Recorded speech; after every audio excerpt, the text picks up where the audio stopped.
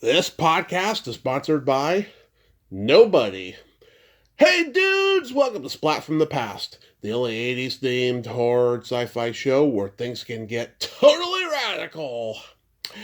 Now today I will be welcoming back for the 10th time my good friend, the lovely and talented Lynne Griffin, and we are going to nerd out on the entertainment of our youth today, talking about film, television, and music. She's Canadian, growing up in the 50s and 60s. I want to find out what she got to watch when she was growing up. And it's the 50th anniversary of Black Christmas. Can you believe that? 50 years. This enduring horror cult classic for the holidays is turning 50. It is so friggin' amazing, and it's going to be so awesome to talk with her today.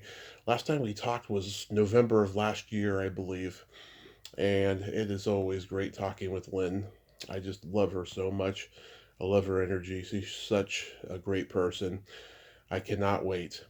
Also, rest in peace, Michael Cole, the last surviving member of the Mod Squad. Can you believe it? 84 years old. Man, I wish Peggy Lipton was still alive. At least she has legacy with her daughter Rashida Jones, you know. Also, rest in peace, the amazing Kreskin, one of the greatest magicians of all time. At one point, I was interested in interviewing him, but sadly, the connection was never made, never came to pass. But the man left behind an amazing legacy of work. So rest in peace, the amazing Kreskin. So yeah, here is my new interview with Lynne Griffin.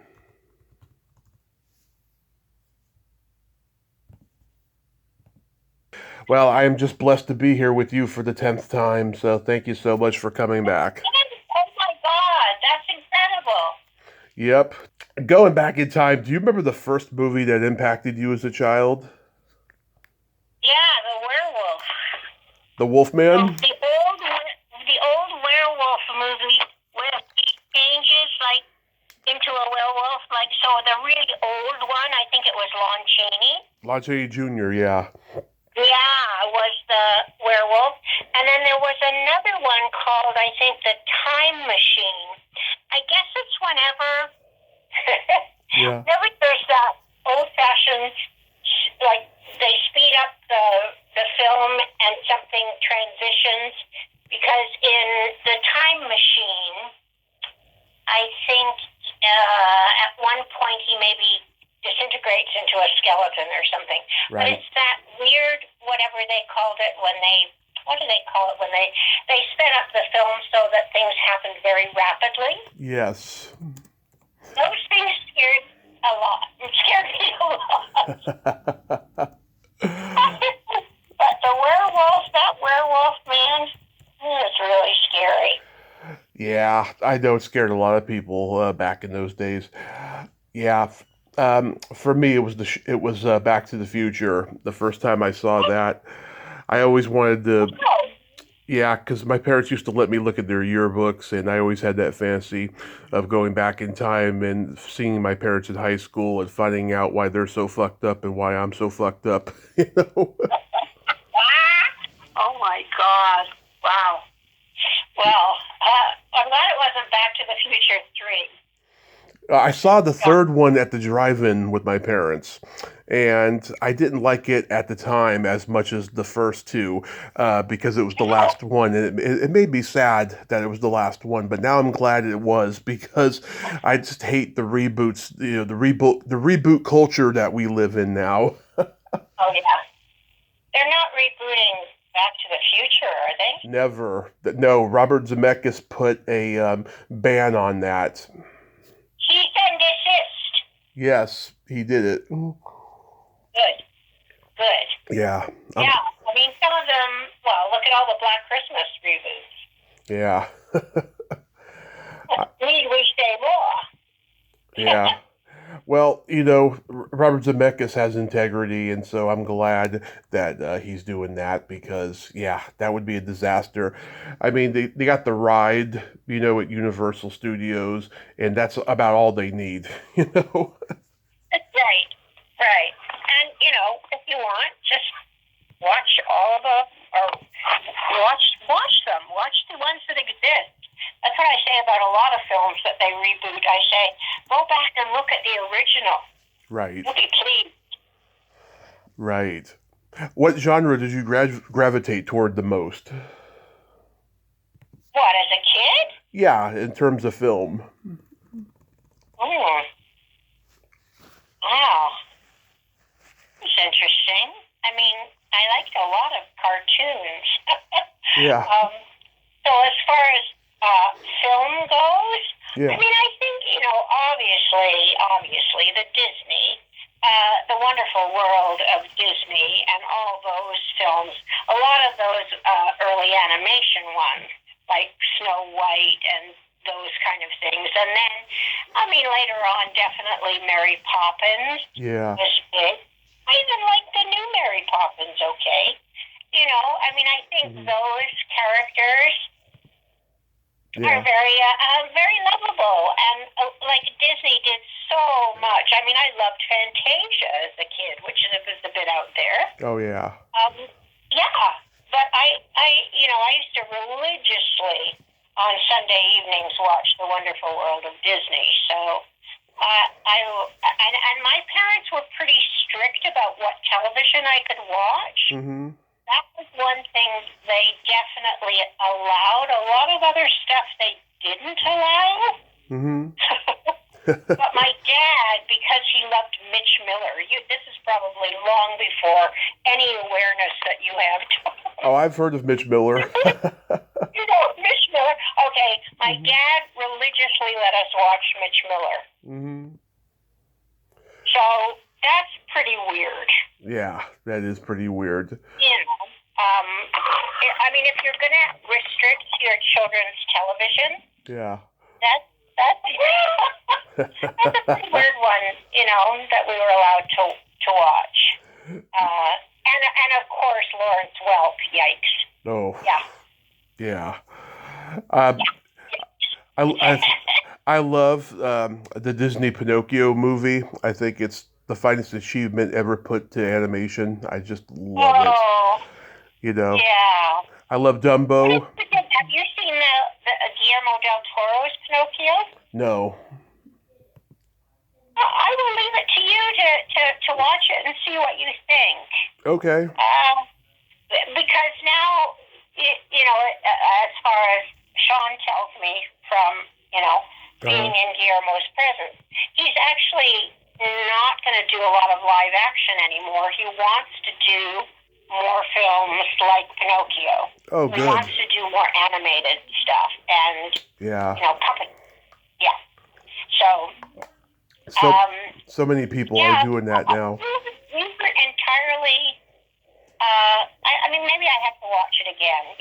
Sometimes you realize you're in a bad mood when you watch a film, or also because you go, how dare someone remake Pinocchio? Yeah. Sort of the way it is. So you go in with a poor attitude. That may be what happened with us. I also love Dumbo. Oh, Dumbo, one of my favorites, Dumbo. Yeah. Oh my God. I remember being a kid and just relating to him because I was bullied at school, And yeah. Oh my God.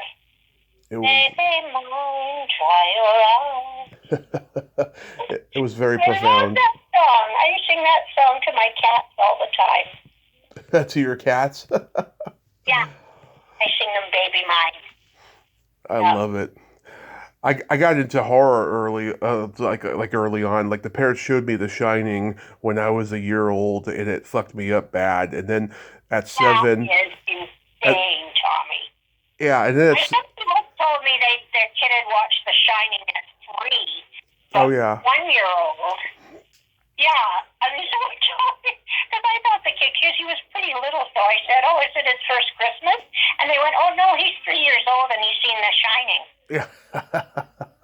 Well, at 7, I went back and rewatched it, and it became my go-to horror movie every Halloween. Oh, yeah. I mean, I don't know how much you could get from it at 1 year old. Mm-hmm. But I was just terrified at Jack Nicholson in that movie. Yeah, but I really like being able to ride the little car down the hotel hallways. I would like to do that. The big wheel, yeah, the big wheel. I would like to do that myself. And in fact, the last time Sean and I were at a convention, because it was everything was so far away to walk to, we decided to get in a wheelchair. So Sean was wheeling me down the hotel hallways, like really screamingly fast. Love it. Oh my God. Yeah, I heard that real hotel that they shot up in Colorado, it's very scary. Wow.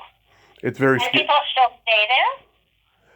I don't know, but like people up there have said that, yeah, it does live up to what you see on screen. It's a very ominous building, you know. Who knows? There may have been dead people there, 100 years ago or something. Oh, I wonder if they experienced any of that while they were shooting there. I wonder. Like some hauntings. I have no clue, but like, yeah, I thought that was a pretty profound statement. Yeah, I mean, I discovered Black Christmas about 20 years ago, and I've loved it ever since. Can you believe it's 50 now? Wow, how old does that make me? Don't ask. You have all the power in the world to tell me. You just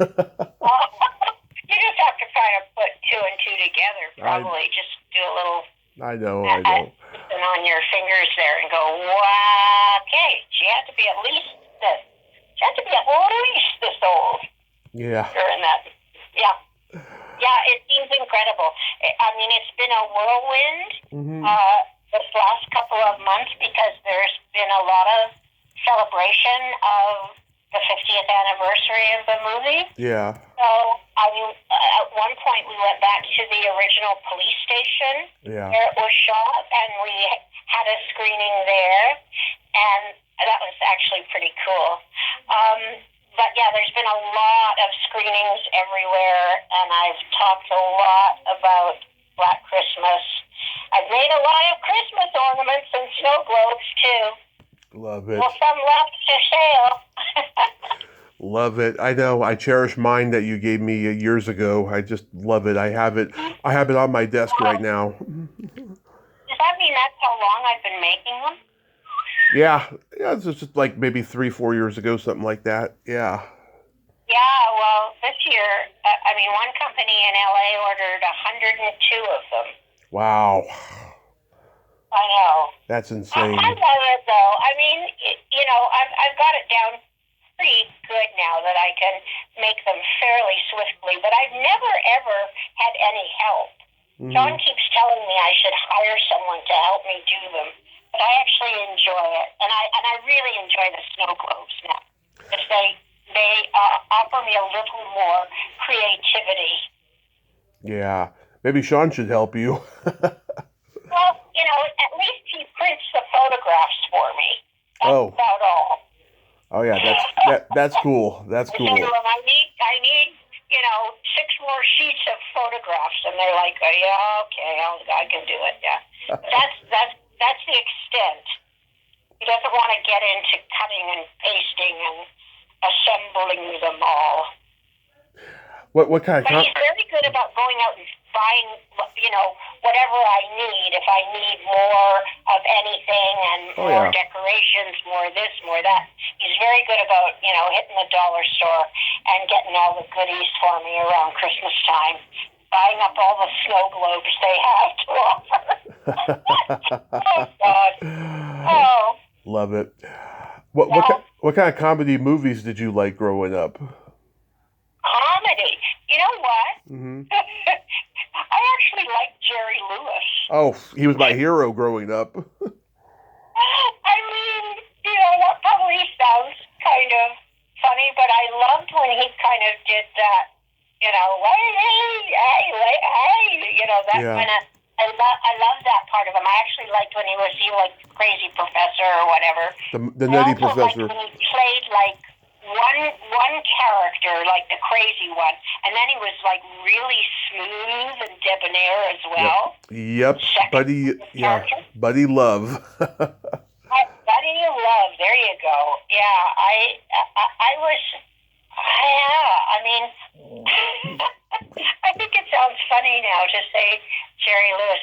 I mean, well, why not? I mean, the comic genius of those guys, like Dean Martin, those guys together, were pretty fabulous. Even however irreverent they might have been for a kid, I still thought they were cool. I must have obviously, you can tell in my life when my dad passed away, because my dad was the one who sort of censored what we watched. But he passed away when I was 12. So after that, I watched whatever I wanted. Of course. So that's when I switched to watching, sick and wonderful comedians. Yeah, my parents would tape all of Jerry's movies for me when I was at school, and my grandmother made homemade French fries when I got home. So I had homemade French fries and Jerry Lewis movies. It was the life, Lynn. It was the life. Wow. Sean actually bought me at one point, like, the complete box set. Uh-huh. I think we still have it on the shelf. I can't remember the last time we watched it. It's a good thing to watch it kind of this time of year, when you really, really want to get away from the news. Yeah. To watch something really, like, crazy and mindless and fun. Yeah. I mean, the Bellboy, the Errand Boy, the Disorderly Orderly, loved them all. They were all my favorites. Yeah, exactly. The Nutty Professor was my favorite. And then there were some, like, early Peter Sellers, too. Love the Pink Panther movies. I've had Blake Edwards' daughter on here twice, and she loves that. I love her father's work. Yeah. Yeah. I mean, he was a comic genius, too. Yeah, big time. Very complicated guy, but a real genius. Yeah. And I guess still, one of his later films, Being There, is one of my favorites. I just watched it again recently. Have you seen that movie? When people ask me what movie character do I relate to the most, I say Peter Sellers in Being There, because just like him. Oh, you're Kelsey Gardner? No, because I have a disability and yet I inspire people. Oh, I see. Yeah. What do you think your disability is? Well, I have Asperger's syndrome, and it's considered to be autistic spectrum, and I was in special ed in school, so yeah. Yeah.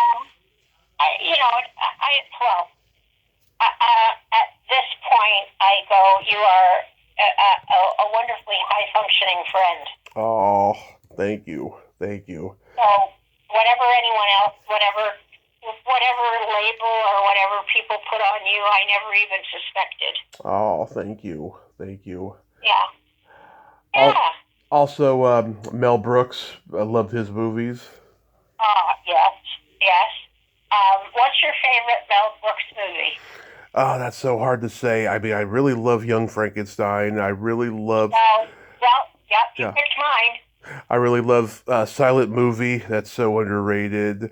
High Anxiety, History of the World Part 1, stuff like that. Spaceballs was the first one I ever saw, but, I mean, there's a lot of hilarious stuff in it, but like all the other actors pretty much own that movie, and he's only just a small part of that movie. Right. Yeah.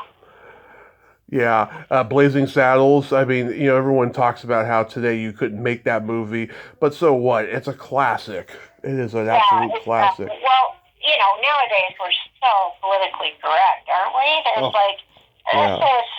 There's things even in some of my old movies we couldn't do nowadays, for sure. Yeah. Mel Brooks is just, God, he is just a genius, and he's still alive, too. He's 98. I know, it's incredible. Mm-hmm. Incredible. Were you a big Carl Reiner, Dick Van Dyke Show fan, too? Oh, huge. Yes, I just interviewed the kid, Rob Petrie's son, this year. Yeah. God. Wow. It's funny, he's been married to the same... Now? I'm sorry? How old is he now? Oh, he's got to be almost 70. It's funny. He's been married 40 years to a woman, and yet he wears girls' makeup. things you find out about people. Yeah, he doesn't talk about it though, and people don't want to ask him for some reason. But I suspect that he's bi. I think that they have a cuckold relationship or something. You know, whatever works for you. Oh yeah, I mean, I used to be a part of the lifestyle, so I'm not judging. But it's just like I don't see too many public figures that open about it. Is what I'm trying to say. You know. Yeah, no, that's true. Yeah, I guess the older you get, the more you can let it all hang out, though. Yeah, exactly. You have no fucks to give. Yeah, right. There you go. That's it. Exactly. Did you like Charlie Chaplin movies? Yes. I mean, I must admit, I don't watch them often enough, I feel. Yeah. Because they're sort of far in between when they actually show them on TCM and on television. We own a couple of them. And I guess we might lean a little more Buster Keaton. Yeah, you know what? Buster Keaton's last silent movie was filmed up in Canada in 1965. Gerald Potterton, the Canadian animator, I interviewed him before he died, and he directed the movie. What was the movie? Oh, let me look it up here. Yeah, yeah. So he became an alcoholic, Buster Keaton, and he burned a lot of bridges in Hollywood. And towards the end of his life, the only thing he got cast in was the Beach Party movies with Annette Funicello and Frankie Avalon. Oh, wow. And he couldn't get a movie made, that was silent or even just, comedic, his own vehicle in Hollywood. So he had to go up to Canada to make his last movie. And, it was called The Railrodder. The Railrodder. That's what it was called. Huh. Yeah. Because, of course, he had that little cameo in Sunset Boulevard. Yes, he did. Yeah. Yeah. You're kind of like, oh my God, Yeah. That was the great Buster Keaton, reduced to maybe a couple of lines in a film. But Chaplin, yeah, I mean, he was my guy. I mean, I love Modern Times. That was the last time he played that character. And The Kid and The Gold Rush, which is in the public domain. They used to play that on PBS at 2 a.m. when I was a kid. Yeah. Well, again, we are actually naming all the comic geniuses in history, for sure. Yeah. Did you have any... Even going into, say, modern day. I mean, I'm amazed that, what, was it yesterday or the day before, that Dick Van Dyke turned 99? Yeah, 99. Oh, God. Wow. And he was still dancing. The horror convention I go to in LA sometimes, Monsterpalooza, the first time I ever went there, I found out after I was gone that Dick Van Dyke was there hanging out. Oh my God. I was like, I miss Dick Van Dyke. Oh my God, I could have just, graciously went over and shook his hand, Oh, for sure. Did you see that there's a video with him and Chris Martin from Coldplay? No. Yeah, I think it was like a birthday thing that they did, and it's on Facebook. It's really sweet. And Chris Martin actually writes a song for him. And Dick Van Dyke is, up dancing the way he always dances. Yeah. I remember he did an interview on Mark Maron's podcast years ago, and at the end of the interview, he sang the Dick Van Dyke theme song, the lyrics of what the song was, because you only heard the instrumental version on his show. Right. Yeah. Wow. Yeah. I don't know whether I've ever heard the lyrics. Yeah, it's pretty cute, I have to say. Pretty cute. Did you have any movie crushes?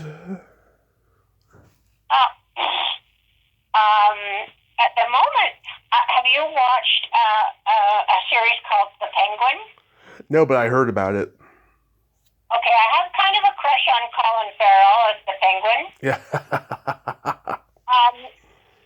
Because he is unrecognizable as Colin Farrell. Mm-hmm. Unrecognizable. It is such a brilliant performance. But movie crushes, I I was always crushing on Daniel Day-Lewis. Mm-hmm. Always crushing on Anthony Hopkins. They're all the British guys I like. Colin Firth. I have to think if I have any crushes on American actors. Well, Cary Grant was a big one for me. My mom had Well, if we're going to go back that far, yeah.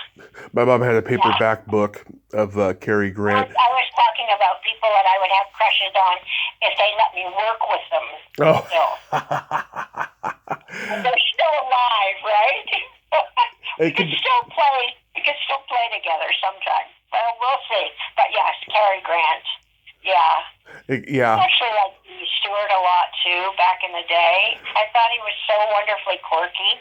Yeah, I love Jimmy Stewart. He's still my favorite from that era. Natalie Wood. My dad had a crush on her when he was a kid. He went to go see The Great Race when he was 8 years old, and he got his first hard-on seeing Natalie Wood. Jesus, God. He passed it on down to me. Yeah. I think somebody once told me that about Black Christmas, but we'll leave that alone. Oh, God. Oh, was he into erotica asphyxiation or something? Yeah, maybe. Oh, God. It takes on a whole new meaning nowadays. Well, we all had a crush on you, Lynn, especially in Strange Brew for me, I'll tell you. Oh, stop. I did, yeah. You're just so gorgeous. Did they have drive-ins in Canada when you were growing up? Yes, I love drive-ins. Yeah, I was 2 when my parents started taking me. They took me to see Weird Science and Rambo 2, and I kind of remember it. They always, you always remember what your destiny is going to be like early on in your childhood, and like them taking me to see my first like drive-in movie is something I never forgot. I used to love them as a kid. Because, you'd get all the treats, and have all your pillows and blankets. And, it was just so... I still like watching movies. Not that it's a drive-in, but nowadays, if we get all cuddled up and we make our popcorn, we sit in front of our, fairly big screen TV, it's sort of like, drive-in days. Because you don't have to go out now. Now we're pretending that our living room is a drive-in. Yeah. We were saying how terrible it is. We were looking at the Golden Globe nominations and we were going, we haven't seen a single one of those films because we're still sort of in this crazy pandemic mode that, you don't go out to see a film. Yeah. Wait till it's, on Netflix or whatever. That's what you're watching. But I felt bad that we hadn't, because we usually try and see everything. Not necessarily all the Golden Globe nominated pictures, but certainly the Oscar nominated pictures. Right. Try and see before. But there seems like there's so many, but they are unusual this year. Mm-hmm. Yeah, my dad would go see movies as a teenager in the 70s, and he would go have to see the same movie 3 times because the first 2 times he was getting laid in the car, and then the and then the third time he would go see the movie by himself, and he'd be like, "Wow, this is a masterpiece! It's an instant classic." Well, I'm glad the third time you didn't fall asleep. No, he'd go see like Rocky or Animal House or The Groove Tube and just love those movies. Yeah. So getting into television, like I don't know much about Canadian TV in the 50s and 60s. Like what was it like? Very sparse, I think, pretty weird. Uh-huh. There was some, because I did many episodes of a show called The Littlest Hobo. Oh, yeah. They're all very, pretty squeaky clean. Yep. And, because we still, even to this day, a lot of the programming was not made locally. We had things that were being broadcast from the United States. And that's what we were watching more than locally made programs. Yeah. We have a few, and I probably did an episode of all of those back in the day. There was one called The Great Detective. Mm-hmm. There were all these, like, but they were all very, very much Canadian. They had very much a Canadian or a British feel to them. Not a lot of groundbreaking stuff, that's Right. sure. Yeah, I know about The Littlest Hobo because... Go ahead. I don't think that the CBC was... I mean, they were doing sort of drama occasionally. It was sort of a bit like, the BBC. It was like that in terms of what was actually homegrown. Yeah. Oh, yeah, I know about The Littlest Hobo because Cindy Hines from The Brood is a friend, and she was on that show. Right. It ran for a long time, didn't it? Yes, it did. Yes, it did. Oh, my God. Yeah. Do you remember the comedy? Do you remember the comedy team, Wayne and Schuster? Of course I do. Yes. Very much. Yes. Well done to bring up Wayne and Schuster, because they were big stars here. Oh yes, I wanted to bring them up specifically because they're Canadian, and also I interviewed an actor earlier this year who's 92. His name's Ray Stewart. He did sketches with them on the Ed Sullivan Show. Oh my God. Yeah. Oh my God. Wow. Yeah, he didn't remember much about it. He just remembered that he did them, and I think he met them through mutual friends in New York when they came to New York and stuff. Right. And I was just like, wow, to talk to somebody who went back almost 70 years with those guys on the Ed Sullivan Show was just amazing. Yeah, amazing. Yeah. I think probably if you watched any of it now, it'd seem maybe a bit corny. Yeah. But then a lot of that stuff does, when you think of those kind of early TV comedy, variety shows and stuff. The sketches were pretty wonderfully corny. Yeah, of course. And they were entertaining. Did you... They are entertaining very much. I know... I keep thinking of Wayne and Schuster dressing up like sort of Roman centurions. So I was quite, astonished to see their legs. Yeah. That's hilarious. I love that, Lynn. And I only expect that honesty from you. Yeah. Oh, my God. They have legs. Yikes. Yeah. I know the comedy teams... Keep your eyes at eye level. Keep looking at my eyes. No, not me. The comedy teams from another country, they always love making fun of history.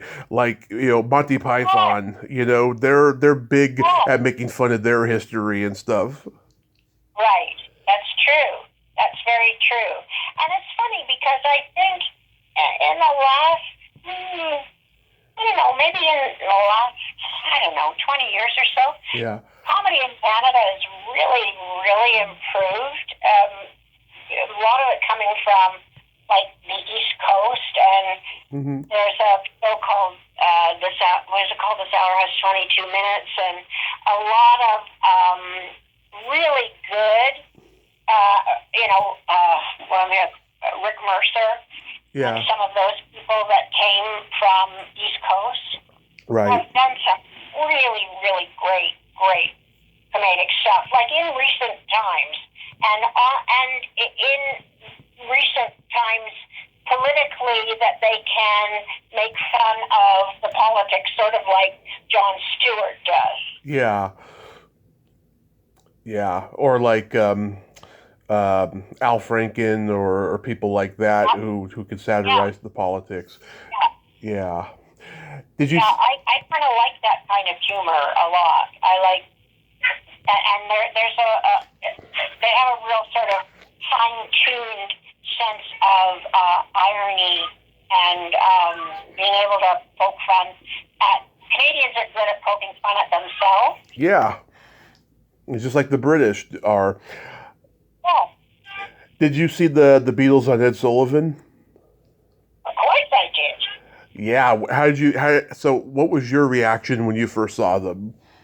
Oh, I was smitten. I was definitely have to admit, Paul McCartney was, I swooned.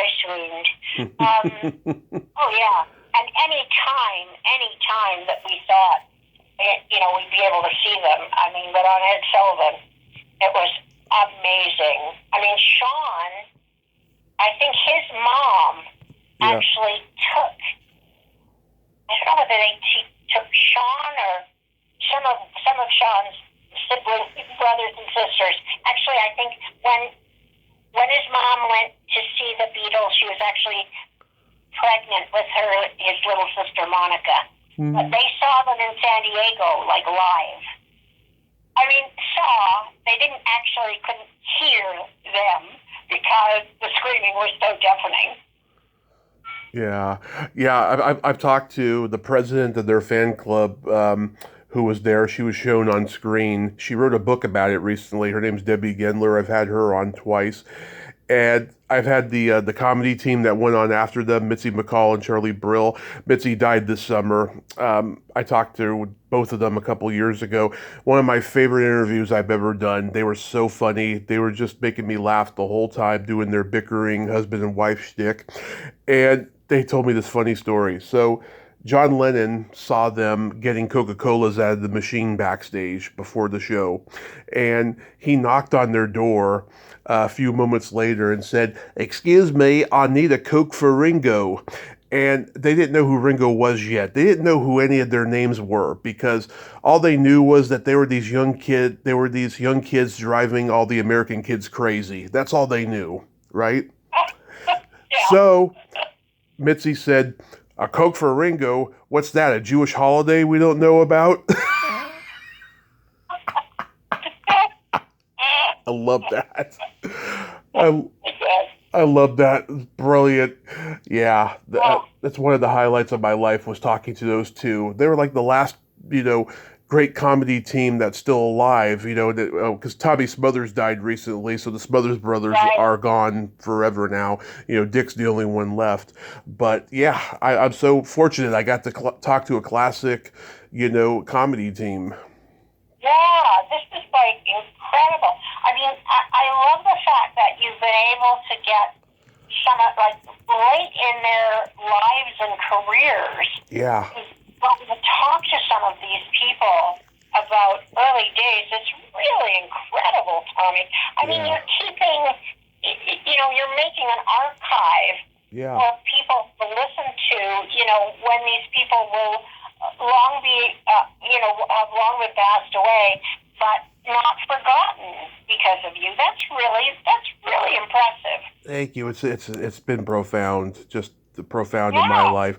Because I look back 10 years ago and just me being an alcoholic fool who was homeless, and I think to myself, God, how did I get to, turn things around so quickly? It's amazing. And the fact that, obviously your approach to people, is so open and charismatic that they're really willing to chat with you. And everybody that I know that has chatted with you is the same reaction. They go, yeah, it's not like other conversations you have with other people. It feels almost like you say it's 10 years, but it's been like an ongoing friendship that we just kind of catch up on stuff that doesn't necessarily mean, I have to talk about myself. Yeah. Sometimes I get really, really tired of talking about myself. Yeah. But it is really interesting, the questions that you ask, and that, they're all obviously related to the business, but they make you start thinking about things, and remembering things, from your own childhood or from, recent past. It's kind of, I don't know. I always find these conversations rather enlightening. I totally agree. I always love having them with you and so many others. Oh, It's funny. This year was the first year since I started 7 years ago where I haven't had too many difficult guests this year. It's almost like I've proven myself, and like people are willing to put in the work to find out about me beforehand, and just give themselves to me. Pretty much. I've had very few difficult experiences this year. well, and I think that's a testament to how well you handle these Yeah. interviews too. I mean, obviously, with experience, you get better and better, and you know how you read personalities better, so that Yeah. if you go in a certain direction, you might get them, Right. put them or make them pissed off or angry or not want to go in that direction, not want to talk about other ex-wives or whatever. Oh, I stay away from the X. Know The how X. I know how to handle which way it's going to go, and Yeah. you have a good what is that, like a people radar? Yeah. Yeah. Read the room. You read the room well. That's the way it is. Yeah, it's good. Yeah. It's always good, because sometimes you can really be off the mark instinctually with someone when you start getting to know them, and you're like, oh my goodness, they're not what I expected at all. Exactly. Every time it's a surprise. Every time. um, And do you find more of the people you talk to are willing to kind of open up and let their hair down more than most? yes. A lot of times you get kind of uptight by the questions that they ask, or if they ask the same Yeah. things you're asked over and over again, that you kind of go, oh, I would love someone to come up with, a new take on how they perceive one of my films or something, rather than just the same old, same old. Yeah. And I've been lucky to have a couple of those this time. I think maybe just because new people are coming new to maybe watching some of them or whatever, that they have a fresh perspective on them, which is nice for me. Yeah. Absolutely. I mean, I think I've just improved so much in the last 7 years. I mean, I go back and listen to the old ones and I cringe. I'm like, oh my God, why did I say that? And stuff. Thank God people like you have come back on multiple times and have gotten to see me get better each year and stuff. So that's always a plus. Yeah, but I think what you allow people to befriend you, which is Hmm. really nice. It's uncommon in a way. It's not And I don't consistent, think but there's it's. anyone else that I talk to Hmm. over and over again in my memory that I do Yeah. sort of regular chats with. No, It's. well, It, it says something about you, Tommy. It's okay. oh. I can Yeah. catch you too much on. I want to make your head too big. Yeah. No, I'm just saying, it's not consistent, but yeah, there's definitely people like you that I Yeah. cherish, definitely. Well, Um, so what American sitcoms did you watch growing up? American sitcoms. Like Leave It to Beaver, I Love Lucy, The Honeymooners, stuff like that. Well, and then Bewitched and I Dream of Jeannie and those kinds as well. I loved them. I did watch I Love Lucy a lot. Mm-hmm. Um, The Munsters and the Addams Family. yeah. I even go back to the Honeymooners. Yep. Yep. I Dream of Jeannie. Yep. Oh, there's a funny story there. The NBC censors wouldn't let her show her belly button on that show, right? Oh, And right. and Gene Roddenberry broke that rule on Star Trek. He had Barbara Luna and Nichelle Nichols show their belly buttons, and I've talked to Barbara Luna about it.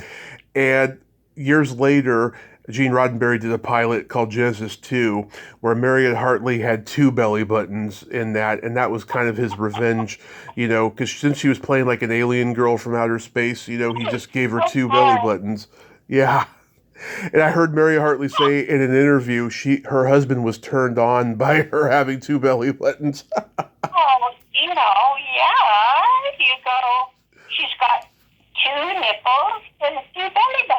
Yeah. Wow. She's got a foursome. Yeah. A foursome. I love that. Yeah.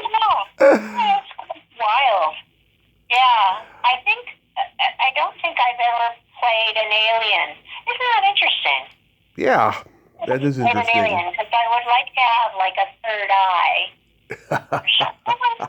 I know Sean was on Babylon. He got to, I think he might have had a third eye in some funny years. But yeah, they don't see me as from another planet.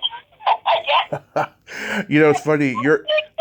Your co-star from Black Christmas, Coeur d'Alene, he did a Star Trek ripoff show in Canada called The Star Lost. And whenever I bring that up to anybody from Canada, they don't remember it. I do remember it. Yeah. Yeah. Wow. I've only heard about it in recent years on YouTube, seen episodes, and I'm like, yeah, this is like a cheesy Star Trek ripoff. And it was at a time when sci-fi was starting to become popular. Have you ever been able to talk to Kira? I think I sent him an email years ago. I know I sent probably one to him and one to Gary Lockwood because they actually have their websites combined because they were both in 2001: A Space Odyssey. Wow. Yeah. Yeah, I think I tried. I think he would be a good interview. Also, I think when you reach out to people later in their careers, they're more interested in opening up. I know we've kind of said that previously in the conversation, but I think like if you're good to never give up on people, I think eventually you could wear them down. Yeah. and get them to talk to you. Yeah, it's okay. If I got him, that would be great. But if not, it's okay. I haven't seen him do too many interviews actually in recent years. Yeah. Did you like Batman? Yeah. Although I must admit I had a problem with Robin. Yeah, I interviewed him in 2020. Okay, I'm not going to sugarcoat it. He's kind of a dick, right? And people I've talked to have confirmed it. But let me tell you what happened. So I called him on a Wednesday because that's when it was scheduled, right? And apparently his publicist has done this to him before. He can't do interviews on Wednesday, and he told me the reason why, and it brought a tear to my eye. I won't repeat it. It's private.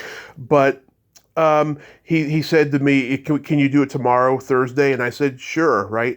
But he was so mad at his publicist. He was just yelling out loud. He sounds like he did when he was 20, right? His voice hasn't changed in all these years. So I'm expecting him to say, I'm not going to be a pawn in your game, Joker. And I'm just trying so hard not to laugh, but he's seriously mad.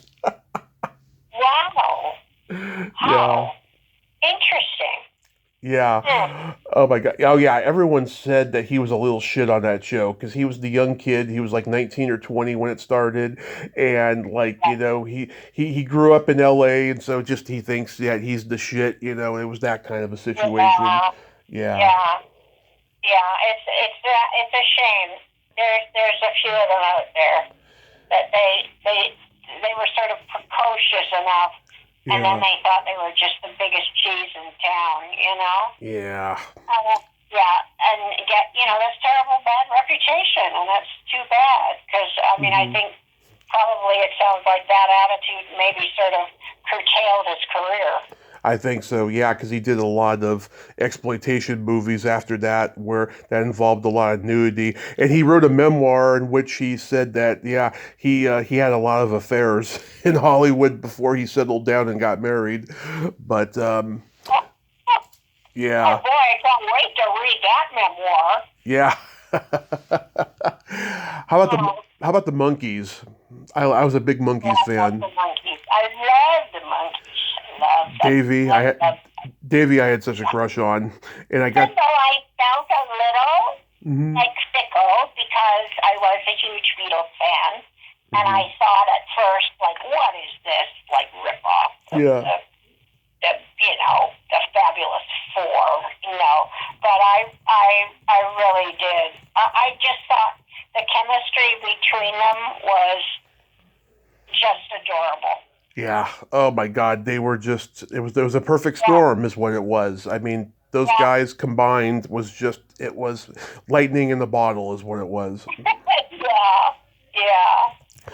I saw them in 1997. They were doing a concert before a Giants game in San Francisco at Candlestick Park, and so I went with my dad and my uncle, and they did like 10 songs and then drove off the field in a Cadillac. It was great.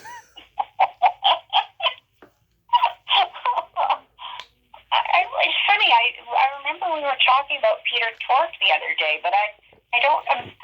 Somebody was saying something because I was saying, oh, yeah, I was doing that. Yeah, why were we talking about Peter Tork?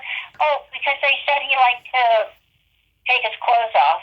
Yes. I said, that doesn't seem like Peter Tork to me. That seems more like Mike Nesmith. Well, I'll tell you something. Davey lived in San Francisco, and my mom worked for the cable company, and she had her tech guys go to his house one time, and he like answered the door. He was wearing a robe because him and these girls were having an orgy. Wow. Yeah, but he was a great Well, guy, though. He was a great guy, yeah, though. well, Yeah, sometimes you like something that's what do I say? You don't need more than a handful. yeah. God, that's You know? hilarious. Yeah, Yeah, that is yeah, hilarious. yeah. I say that about Sean all the time. I think Did- that everything when you're with someone who's like the same height and sort of like everything lines up. Mhm. So like it works out that way. So I don't know how tall. I think Davy Jones is pretty tiny, right? He was like 5'2" or something. Oh my God! Oh well, that might have been too short. I I don't always thought know. about Dudley Moore too. That there's Oh, Dudley for I used to compare the two of them. They both talked almost similar, and they were like, super short, and they were so yeah, talented. Yeah. yeah, and you think they both should have played the same role in Oliver. The Artful Dodger. They just always reminded me that they were like the Artful Dodger. Yeah.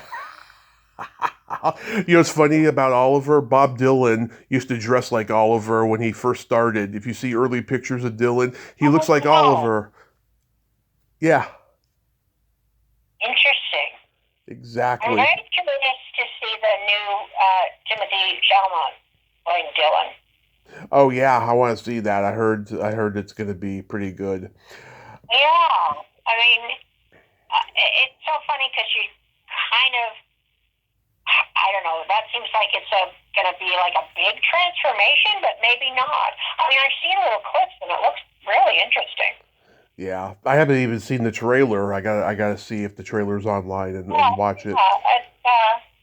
I mean, I think he sings a little bit better. Okay. It's a little more tuneful than early Dylan, but yeah.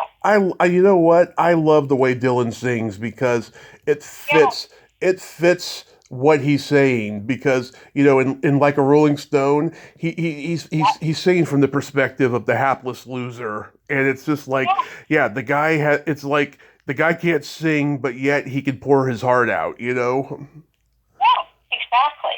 Well, it's like Leonard Cohen. Exactly. Can't sing, for sure.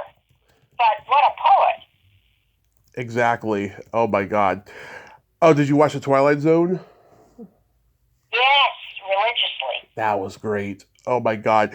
Rod Serling, he was not a writer, he was an author of television. Yeah, that show was just, I mean, I wish there was still a Twilight Zone. I do too. I wish there was. That Well, maybe not a remake, but just like that one of these channels has to show them all again. he was in World War II. He faced a lot of anti-Semitism. He saw racism and prejudice, and he put that all on the show in all these sci-fi metaphors and stuff. Yeah, interesting. Yeah, I talked to his daughter. I'll tell you, it's not easy being Rod Serling's daughter. I mean, she had a stalker for a few years after he died who was imitating his voice on the phone and stuff. And she hates it when she sees any comedian imitating her dad. Ah. It's sad. Oh. It's really Yeah. sad. Yeah. Did you watch the Elvis '68 comeback special when it first aired? I don't know. Yeah, that's the one where he's What was wearing it? the Elvis '68 comeback special. He's got the black leather suit on, and he's doing Oh, those. maybe not. He's That's right when my dad died. Yeah, that was in '68. He's doing the cheesy Yeah. sketches and stuff. Yeah. Yeah. Steve Bender, who directed that, I interviewed him because Yeah. it just came out with a documentary about it, and he was a consultant on the movie with Austin Butler playing him, and it's a fascinating story. Wow. Wow. Yeah. So which Austin are you talking about? Austin Butler as Elvis? Yeah, the movie, the with Tom Hanks playing the Colonel. Yeah. Right. Hey. I just read Riley Keough's book, which is like, most of it is Lisa Marie talking, Mm-hmm. and then Riley comments on it. It's a very interesting book. On a certain page, she mentions how they would always watch Black Christmas every Christmas. Elvis's favorite Christmas movie. I heard that. Yeah, that's. That popped out when I was reading it, and I was like, "What? Yeah, Okay, all right." that is nuts. From Here to the Great Unknown. It's a very good book. It's not really a book. It's more like a conversation. Yeah. She really does. She's listened to all of the tapes that Lisa Marie made, when she was planning on writing her memoir, and then she sort of transcribed them, and then she comments. And it's actually interesting because in the book she prints them in two different fonts, Mm-hmm. so that she know when it's Lisa Marie talking and when it's Riley talking. Yeah. Yeah. Do you remember the first album you ever bought with your own money? Yes. The Beach Boys, Good Vibration. I just interviewed Brian Wilson's daughter, Carney. Wow. Yes, and we nerded out just like this, and she loved it. Oh my God, because her life and career is so well documented. I didn't want to give her the standard interview, and we have mutual friends that went to bat for me, and she was just so sweet to me. And yeah, it was a great interview. Yeah, I'm a huge Beach Boys fan. I saw them in 2015. It's just Mike Love and Al Jardine as far as the originals go. They're still keeping the spirit alive. It's not the same though without Brian and his brothers. Right. My little bit of trivia is that when I lived in Beechwood Canyon, and I was friends with Tommy Lee Wallace, Yeah. and I was married to Stephen Poster, we used our living room, which may have been their living room at the time anyway, but I lived at 6100 Scenic. Mm-hmm. And Brian Wilson came in, and we shot a music video there in my living room. Yeah. And it was great because we obviously took out all the furniture and put in a piano. Right. And when Brian Wilson walked in, he said, "Wow, I really like the way you decorate your house." But all the furniture, all our furniture is sitting on the front lawn.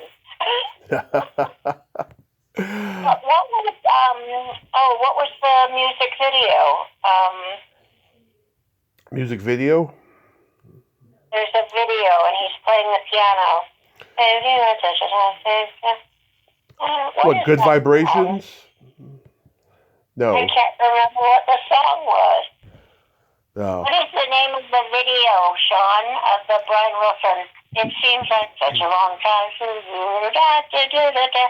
Oh, what is that song? Never mind.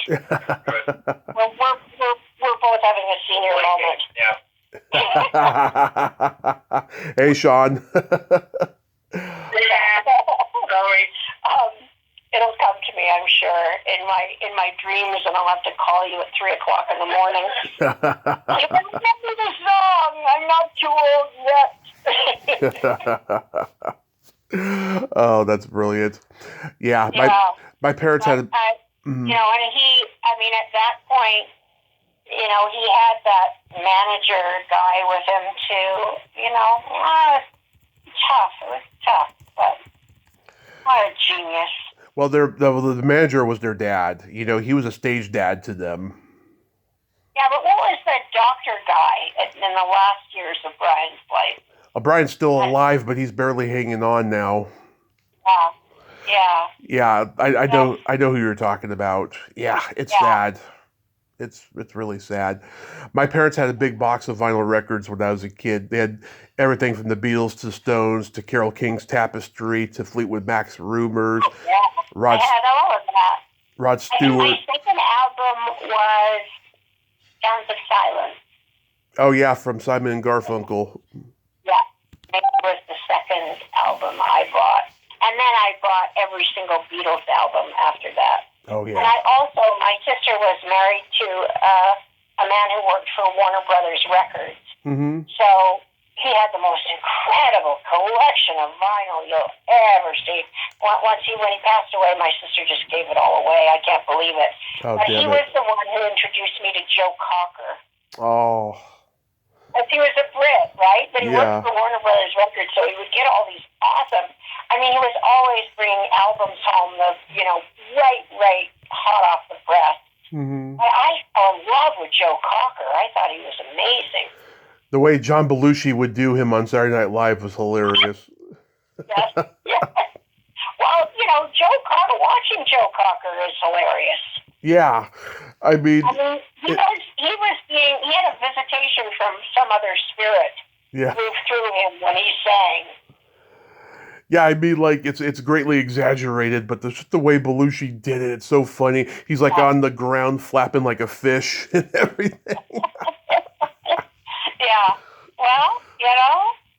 Yeah. It's always good to have some style. Something that sets you apart from the rest. I was a big folky too. Oh yeah. Oh, you guys had the Kingston Trio and the New Christie Minstrels. Oh yeah, and then of course we had Gordon Lightfoot. Oh yeah, Gordon Lightfoot. Gordon Lightfoot. Yeah. I know. Even Neil Young gave props to Gordon Lightfoot. Yeah, Neil Young. I mean, so many good, you know, folk singers from that period of time. Yeah, loved all that. Grew my hair really, really long, waist length, straightened it so that it was like poker straight. Do you remember your first concert? Well, I was at a Gordon Lightfoot concert, and I think it's the album that they recorded from that was like, I don't know whether it was like November 11th. Oh, 19, I can't really remember. But I was at that concert. There's a live album from that concert. Yeah. I didn't go to a lot of concerts in my youth. I saw Phil Collins live. Love Phil Collins. You know, considering that my brother-in-law worked for Warner Brothers Records, the only concert he ever took me to was at Maple Leaf Gardens, was a concert of Queen. Mm-hmm. Seeing Queen live was fantastic. I couldn't hear her for 3 days afterward. It was so deafening, but it was fantastic. Oh my God. Yeah. I thought, Phil Collins' No Jacket Required was like the first album I bought on CD with my birthday money when I was a kid. Cool. Good for you. That's cool. Love Phil Collins. Gets kind of lost in the shuffle, I think. It's too bad, because I thought he was terrific. Well, his health... I also loved... he got cancer. Yeah. Don McLean kind of got lost in the shuffle. Don McLean actually appeared. I went to see... There was a club here called... Now my memory's going to escape me again. Mm-hmm. But a folk club here... And I went to see somebody else, but Don McLean came on at the end and sang American Pie. Yeah. What was that? What was it called? The Riverboat. The Riverboat, I think the club was called. Mm-hmm. And just like everybody's jaw dropped. We couldn't believe this guy. Mm-hmm. Like, wow.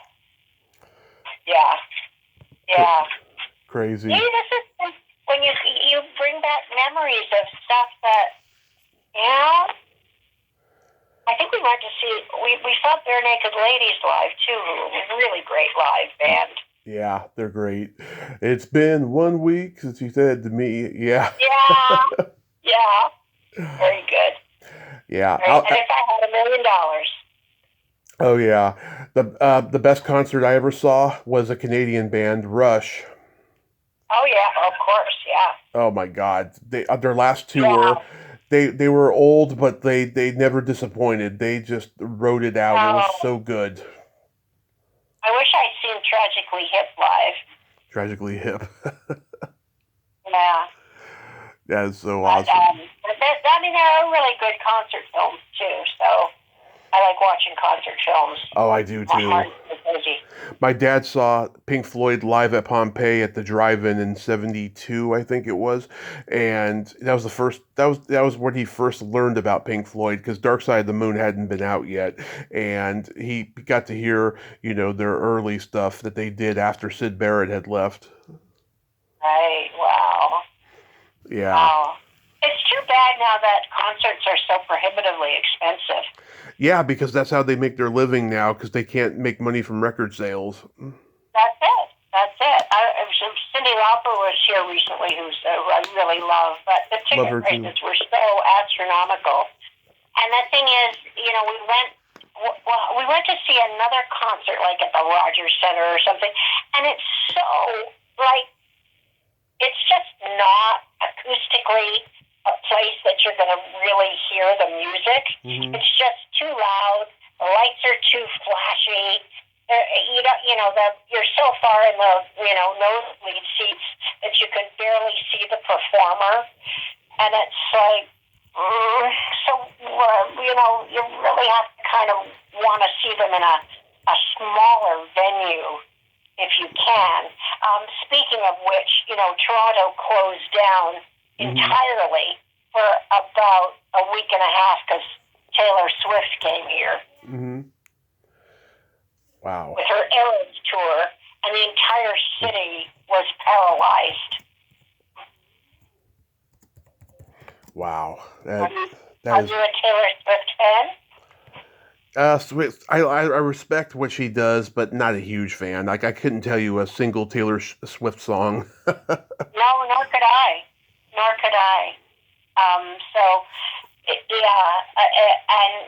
Downtown Toronto was just gridlocked forever, and it's making everybody mad. I had some friends that saw it, and they liked the concert, but yeah. We can stop talking about Taylor Swift for me. I'm okay with that. Yeah. I respect what she does, but yeah, I'm not really into her music. And I like you, I couldn't name one single song. Yeah. Okay, well, sorry, Taylor. You don't really need us anyway. I think you're doing just fine. Well, I can't name any of the pop divas of today's songs because I'm just not interested, Yeah. But, then there's some songs from the past that you know the lyrics to every single song, right? Of course, yeah. Yep. Pretty much any Beatles song, you can sing the lyrics to. I'm pretty good with Joni Mitchell lyrics, too. Yeah. Yeah. So, yeah, I mean, we can claim that, nobody recently has knocked our socks off. Yeah, nobody. It's just the music is so corporate now, all full of bots and everything. It's not good anymore. Yeah, and that's the one thing that I was remarking to when we were watching it, because my Facebook feed was filled with nothing but clips of Taylor Swift that people were seeing.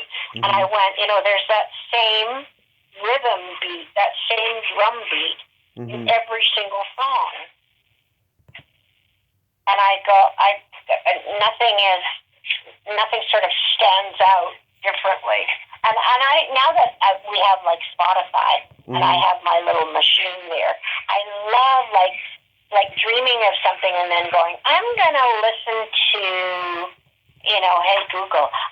No, I better not say it because it will come on. Yeah. But I was listening to Cat Stevens. Right. Yesterday, or saying, play early Billy Joel. So cool. Yeah.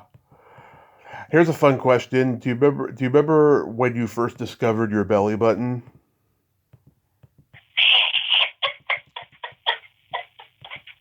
Is that too hard? It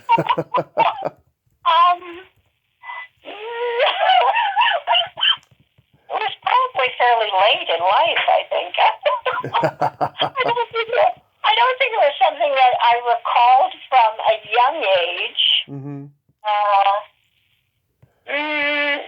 No, maybe the first time somebody kissed Oh. I was probably 6 or 7 when I started contemplating it. Like me and the other kids at school would show ours and compare them. Yeah. Yeah. I think I started contemplating Sean's belly button early on because when I first met him, he had an Audi, and I'd always had an innie. Yeah. And then as he grew up, I guess he grew up. He was already 30, but it then retreated to be an innie. Yeah, I had one of those. I always, when I first met him, I said it looked like a fiddlehead fern.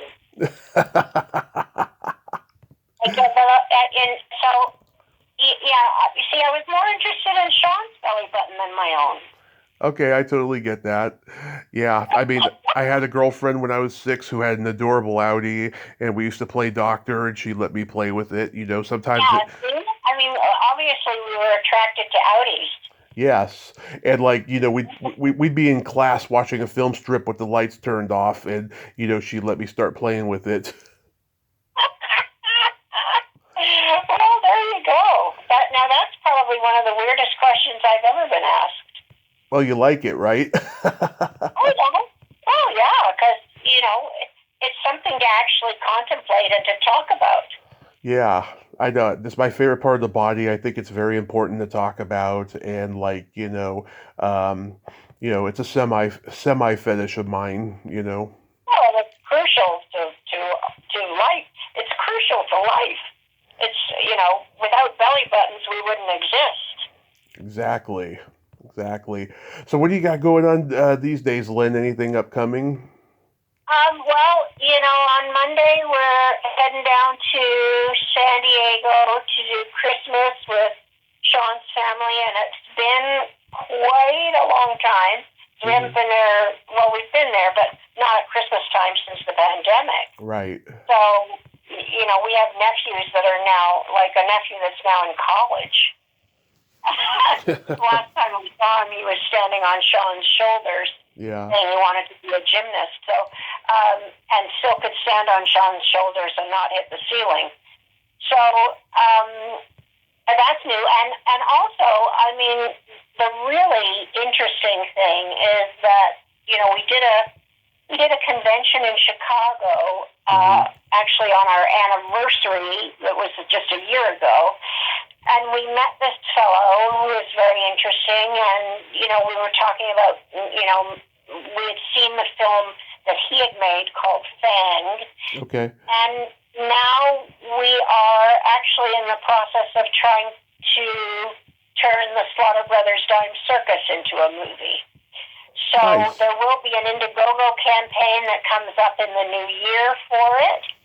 And this fellow, Richard Bergen, has been really helpful, and he's actually quite a fine filmmaker in his own right, lives in Chicago. Mm-hmm. So that's where our focus is, really, at the moment, or Sean's focus for sure, to try and, pull all those elements from when we did the play and pull all those elements back together and pull our colleagues back together to work on that, and maybe seeing it come to be before the camera. It's maybe by the fall, by maybe October, Nice. which is really, ambitious but possible. So that would be a big deal in our future in 2025. Work has been kind of slow, although I did do a bit on. They're making a mini series about John Wayne Gacy. Yeah. So I got to be in that. I saw you did a movie called Game of Death, Six Doors to Hell, and I know almost everybody in it. Oh, wow, okay. So, yeah. Yeah. I mean, it's been a good year. It's been a strange year, a bit, 2024. It's been a really weird year. Yeah, I think a lot of people will be looking forward to saying, okay, let's see what 2025 brings. Yeah. Although, who knows? It's anybody's guess at this point, right? Especially if you live in the United States. Oh, God, it is just crazy. Yeah, I feel for you guys, and we always say to our American friends, if you have to get out, there's always we have our little basement suite. If you need to be adopted and become Canadian, we be your parents. Oh, yeah. I don't know what's gonna happen next year, but I just hope it's gonna. I mean, it's interesting because we've been down in the States a bit. We did a convention in Las Vegas, and then we did another one in New Jersey, and obviously conventions are very sort of insular, and you're not really out in the world trying to navigate what's going on. It'll be interesting to see where our friends that we usually stay with are very political. We've had some interesting conversations there before, and I think I once said in a conversation, and it was Christmas time too, maybe a few years ago now, but I once said, why do women vote for Donald Trump? And oh my God, I should never have opened my mouth. Yeah. The conversation that went on into the wee hours. So I'm going to try not to say anything this Christmas. Pass the eggnog in the rum. Yeah, there's no learning curve with certain people. So do you have any cons coming up? Yeah, we're supposed to do, both of us supposed to do Chiller again in New Jersey in April, and then there's also one called Cinema Wasteland. But, people are interested in Sean coming out now to the cons, and my rep is interested in taking Sean on because, at some point in 2025, Guillermo del Toro's Frankenstein will be released. Nice. So that's going to be very, very exciting. I mean, there's been little kind of leaks of photos and stuff, and we're really looking forward to seeing what the reaction to that film will be. And just to see the film itself, I think is going to be kind of magnificent. So, Sean's going to be the one. Sean's going to be the star at the conventions next year. Nice. Yeah, Sean should do them because he's been in some great movies. Yeah, and he always likes to come along if he can and sort of handle everybody for me. And so I said, the last one when we did Chiller in November, somebody took him aside and wanted him to sign, I don't know how many photographs from Back to the Future 3. So, I said to him, we could make this like a little profitable thing if we both go and do it. And, we get to go and stay in a hotel together and, pretend we're newlyweds. Yeah. It's okay, it's fun. Yeah. Did you two get my Christmas card this year? No, because we've had a damn postal strike for a month. Damn it.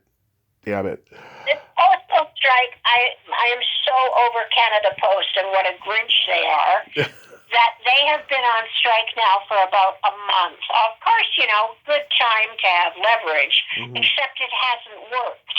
Yeah. So there is no foreseeable future at this point that the strike will end. Certainly not before Christmas or the New Year. So, I mean, all those poor people who depend on their pension checks, not getting them. Everything, I mean, just checks in general, all your bills are piling up. You got to try and figure out how to pay them online. Yeah. And as, far as gift giving, I mean, I'm looking at gifts that I'm actually going to have to take with me to San Diego to mail from the States so that I can get them to people that my friends in the United States. Because I can't mail anything from here. I couldn't mail out any of my ornaments, any of my snow globes, couldn't do any of that. Had to try and do sort of pop-up things in person because there's no way of getting anybody their Christmas presents. Yeah. Well, hopefully, you'll get them soon. And God, yeah, that sucks. It's funny. My dad's dad and all the family members on that side, they all work for the post office. I think they all probably saw at least one postal strike in their lives, but that's about it. Yeah, it's really devastating, particularly at this time of year. I think it's. I mean, you understand they went, let's strike right before Christmas. And, the people will cave right away, but unfortunately they haven't. Yeah. So there we sit. I find it very frustrating because I like to send out Christmas cards too. I have them waiting. I have them in envelopes. I haven't put stamps on them because, what the hell. But, I found it very frustrating to have Christmas kind of quashed, which is why I'm glad in a way that we'll be in San Diego in enough time that I can at least get some cards sent out to people in the United States that I haven't been able to send to, and certainly some of my dear friends' gifts. But otherwise, I say to my Canadian friends, you may get something from me in January with any luck. Love it. I have a couple jokes. I have a couple jokes for you. Oh, okay, good. Okay. What kind of meat does a priest eat on Friday?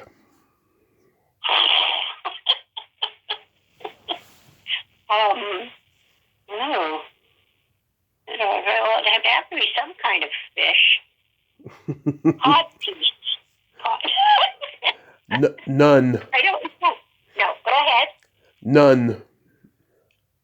Ah! Oh, that's really subtly brilliant.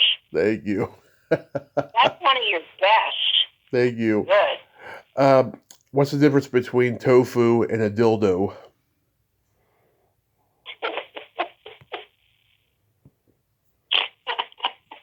Well, hopefully one of them is hard.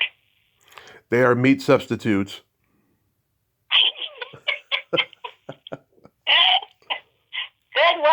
Good one. I don't have one for you. I was thinking of one, but it was sort of like a Jewish joke, and we heard it in a play, and it wasn't actually all that funny. Oh. It was like, okay, there's this guy on a desert island, and, he's been on there for years. Finally, a pilot flies over. Nice Jewish guy, right? Yeah. On an island. Yeah. And captivated for years. Pilot flies over and lands and said, I'm here to rescue you. And he said, oh, no, I can't go. I can't go until you come and see my synagogue. And the guy goes, well, what do you mean? He said, well, I've got two synagogues. You're on a dead... You have two synagogues? Yeah. Why would you have two synagogues? Well, because this is the one I go to, and then this is the one I would never be seen dead at. That's the joke. It's dry. I like it, though. It's dry. It's very dry. It's so dry, the sand is slipping through my fingers. Yeah. Lynne. So that's... Lynne, I love you. Thank you so much for coming back always. Please take good care of yourself. You and Sean have a Merry Christmas. You, Tommy. A Happy New Year. And yes, hopefully you'll get that card soon. Yeah. Well, bless you, Tommy. Have a great Christmas. Christmas, holiday, New Year, and we'll be talking again real soon. I hope so. Okay. Lots of love. Lots of love. Bye-bye. Bye-bye. Well, there you have it. Lynne Griffin, ain't she a sweetheart? God, I friggin' love her. Oh my God, that joke she told was hilarious. And by the way, I always include her plug at the beginning of the show, but there's some weird technical difficulties with Meta and Facebook today because she sent it to me via a Facebook Messenger, so I couldn't use her plug today. But nevertheless, oh my God, it was so great to talk with her and nerd out today. And I'm just blessed to have her as a friend, and those compliments were freaking awesome. My head is right where it needs to be. Well, until next time, this is Tommy Throwback Kovac saying there's no shame in living in the past because the present sucks. Later, dudes!